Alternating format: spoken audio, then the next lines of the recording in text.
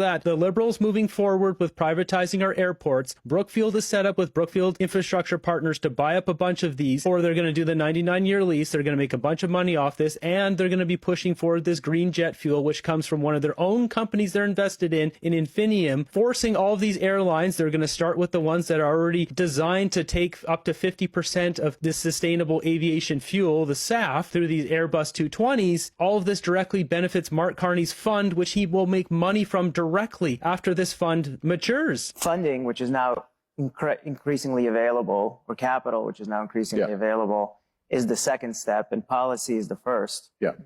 Does that mean that you may be seeing a path back to the public sector?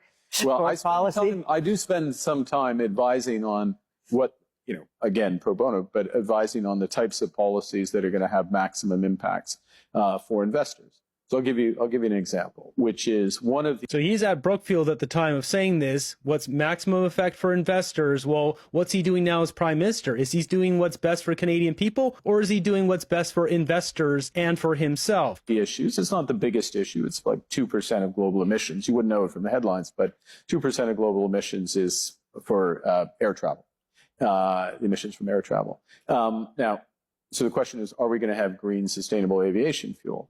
What's happened in the UK, the EU, is they've said to major airlines, look, if you're flying in and out of Heathrow or wherever, you have to have 10% of your load has to be sustainable aviation fuel by, I think it's 2030.